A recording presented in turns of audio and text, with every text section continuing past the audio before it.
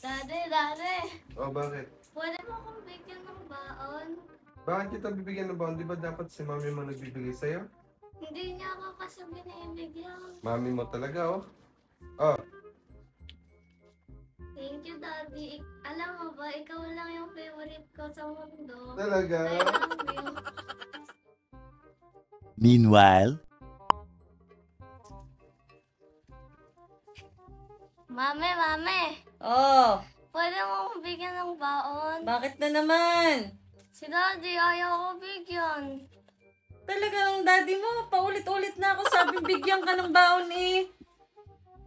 Oh, ito na nga. Thank you, Mami. Ikaw lang yung favorite ko. I love you.